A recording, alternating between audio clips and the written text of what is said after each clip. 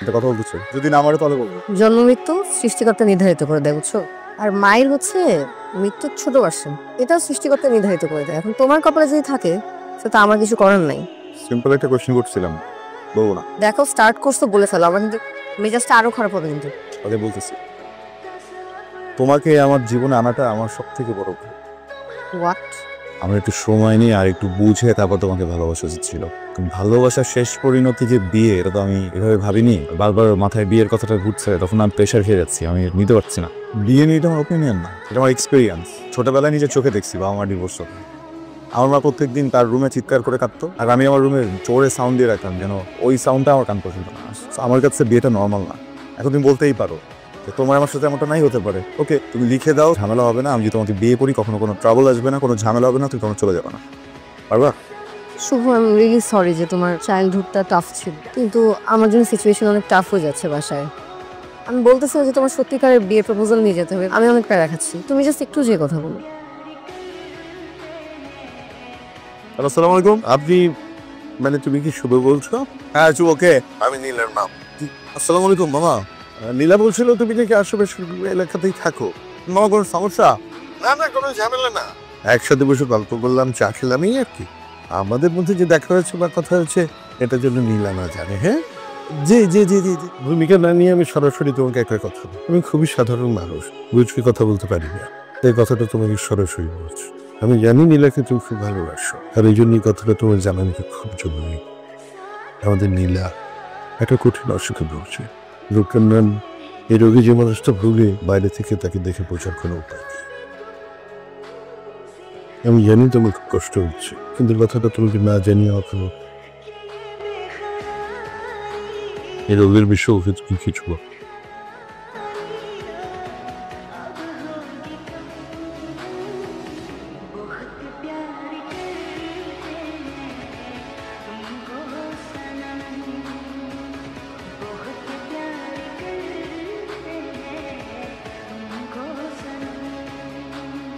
ইদানিং তোমার কি হয়েছে শুভ, বলো তো? কথা বললে শোনো না, টাকায় থাকলে দেখো না, সারাদিন কি জানি ভাবতে থাকবে। এত কিসের ভাবনা আমি বুঝতেছি না তো। নিজের সাথেই তো জলযন্ত্র একটা কবিতা নিয়ে ঘুরি, কবিতা লিখে আর কি হবে বলো?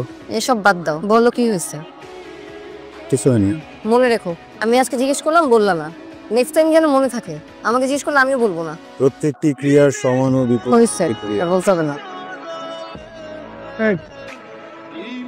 ব্লাড, চলো হাসপাতালে চলো। কিসের ব্লাড? কোথায় ব্লাড?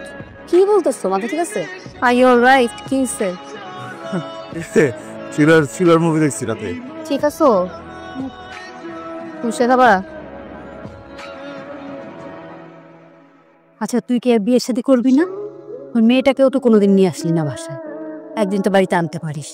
আমি তো দেখা শেষ করতে পারিনি। বিয়েটা করে এখন আমাকে একটু শান্তি দে। তুমি এখানে কি করতেছো? তোমাকে নিতে আসলাম। কোনোদিন তো আমি তোমাকে ফোন দিয়ে অনাইতে পারলাম না, তুমি টায়ার্ড থাকো, না হলে তুমি আড্ডা দাও, না হলে তুমি কাজে থাকো। আজকে নিজে নিজে চলে আসছো। মানে এখন থেকে তোমার যখন অফিস শেষ হবে আমি তোমাকে নিয়ে যাবো। শুভ, ন্যাকামি করবা না, এসব ন্যাকামি আমার একদম জমে না, তুমি জানো। শোনো না, পাশে যাবা? তো আমি অনেক টায়ার্ড, মাথাটাও কেমন ঝিমঝিম করতেছে, বেশ খারাপ লাগতেছে। সেইখান থেকে কিন্তু ধরে আছে। ফাংশন চরম ইসে করে দেই। হ্যাঁ, জীবনটা কেন এলোমেলো হয়ে গেল আমাদের। আমরা তো এক জীবন একজন আরেকজনের সাথে কাটাতে চেয়েছি। হে আল্লাহ, আমার প্রতি তোমার এটা কেমন বিচার? এমন কি পাপ করলাম যে এমন শাস্তি তুমি আমাকে দিলে?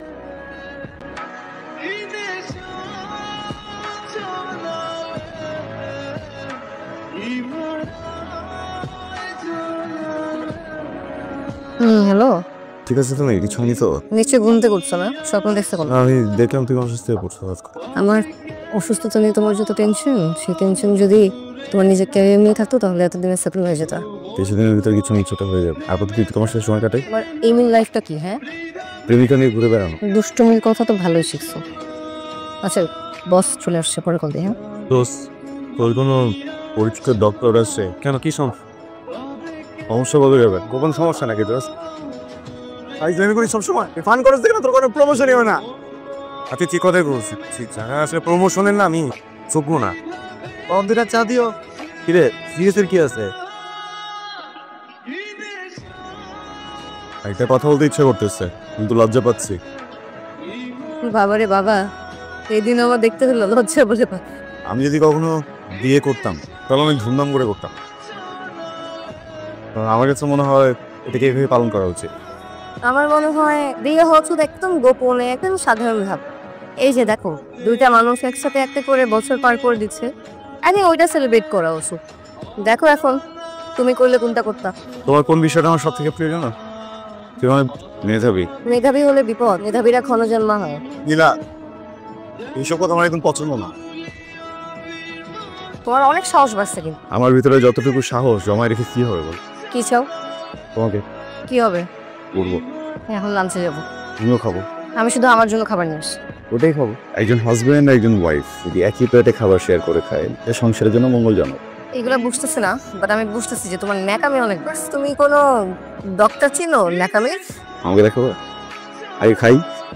বসো, নিয়ে আসি। আর শোনো, এখানেই থাকবা, এক পায়ে দিকে দিকে হবে না।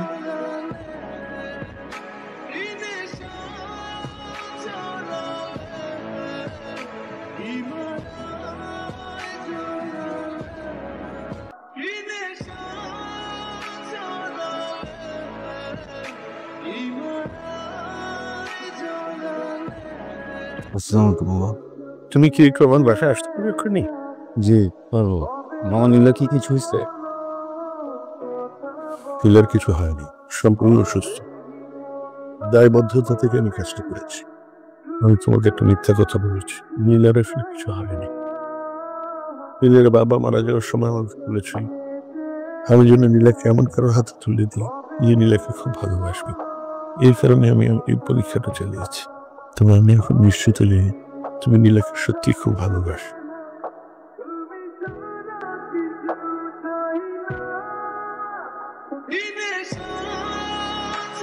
তোমার সাথে একটু ইম্পর্টেন্ট কথা আছে, বাইরে আসবে? শুভ, তুমি এখানে, তোমাকে কতবার বলছো অফিসে আসবে না? নীলা অনেক বেশি ইম্পর্টেন্ট। আমি ট্রাই করতেছো কেন? তোমার সমস্যাটা আমি বুঝতে পারতেছি না। তোমাকে কতবার বলছি আমার ওয়ার্ক প্লেসে তুমি আসবে না? তুমি কি চাও? আমার চাকরিটা চলে যাক? কিসে কিসে তুমি তো এরকম করো না। কি হয়েছে বলো আমাকে। তোমার কি আমার সাথে থেকে সাফোকেশন হচ্ছে? আমি একবার তোমাকে হারায় দেখছি, খুবই কষ্ট হয়। আমি আমাকে কখনো হারাতে চাই না। কখন হারাইছো? বিয়ে করবো আমাকে? করবা বিয়ে?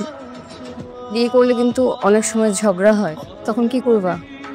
চুপ করে থাকবো, তোমার যা ইচ্ছা তুমি আমাকে বলো। আমি কখনো ঝগড়া করবো না। কোনো প্রাইভেসি পাবা না কিন্তু, সারাক্ষণ আমাকে চোখের সামনে দেখতে হবে। চাই না প্রাইভেসি, সারাক্ষণ তোমাকে দেখবো। তুমি আমার সাথে থেকো সবসময়। কখন যদি ভয় পেয়ে যাই আমার হাত পেয়ে ধরে থেকো। নীলা, এই ট্রমার কারণে যদি তুমি আমার লাইফ থেকে সরে যাও, ওটা নিতে পারবো না।